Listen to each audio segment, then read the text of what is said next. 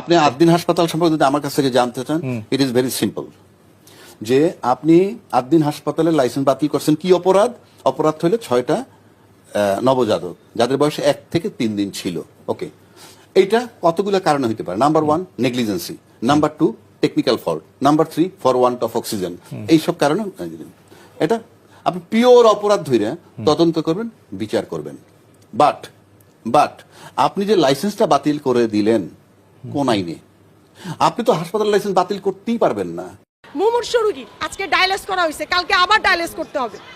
এর চেয়ে ভয়ঙ্কর রোগীগুলো আছে, এই রোগীগুলো নিয়ে কোথায় যাব? তাহলে স্বাস্থ্যমন্ত্রীকে বলেন আমাদের একটা হসপিটাল ঠিক করে দিতে, আমরা ওখানে নিয়ে যাই।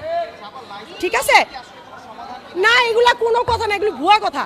এত বড় হসপিটালের লাইসেন্স আমরা জনগণ বাতিল হইতে দিব না, যারা আমরা আছি। এত সোজা না।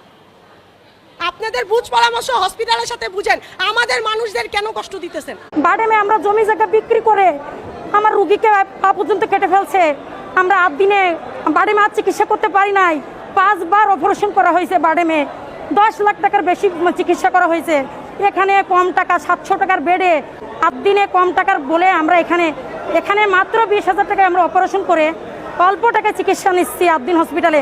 অনেক ডাক্তার আছে ওরা পকেটে টাকা দিয়ে পর্যন্ত চিকিৎসা করে। আমার বাচ্চারা কবির স্যার ওনার পকেটে টাকা দিয়ে চিকিৎসা করতেছে।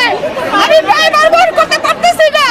স্যার নিজে টাকা দিয়ে আমার বাচ্চা চিকিৎসা করে। কোথায় যাব আমরা? এটা গরিবের হসপিটাল তো, এই জন্য এরা লাইসেন্স বাতিল করা হয়েছে, আর কোনো কিছু না। খামের জন্য এতগুলো বাচ্চা মারা যাইতেছে, ওখানে কোনো তদন্ত নাই। কেন ভ্যাকসিন করার তদন্ত নাই? হ্যাঁ, তাহলে এখানে এটা দূর করে না করছে, তার জন্য আরো পানিশমেন্ট আছে। একটা হসপিটাল বন্ধ করে দিল, কি আছে না এখানে? এখানে মাত্র 250 টাকা ডায়ালাইসিস হয়। কোথাও আছে বাংলাদেশে এরকম একটা হসপিটালে আমাকে ভর্তি করান, তারপর আমি এখান থেকে যাব। হ্যাঁ, একটা অ্যাক্সিডেন্টের ব্যাপারে তাহলে বলেন, এই যে হামে এতগুলো বাচ্চা মারা যাচ্ছে, কয়টা হসপিটাল বন্ধ করছেন? সরকারের তো উচিত আগে এগুলো দেখা। 6টা বাচ্চাকে নিয়ে এত নাচানাচি করতেছে, এখানে অন্য কোথাও কোনো দুর্নীতি হচ্ছে না তো? এটা আপনাদের দেখতে হবে।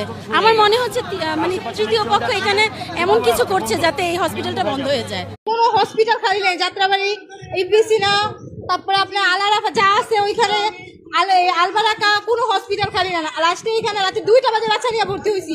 এত সিরিয়াস অবস্থা, বাচ্চা বলছে আইসিইউ লাগতে পারে।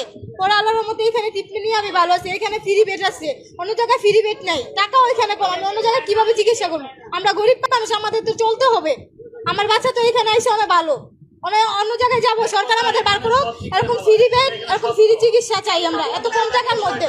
আমরা সরকারকে যাই, সরকার আমাদের বাচ্চাকে আইয়া দেখবে, দেখা তারপর আমাদের বাচ্চাকে এই সিদ্ধান্ত দেবে। তাই আমরা চলে যাবো না, আমরা এখান থেকে যাবো না, আমার বাচ্চা এখানেই থাকবে।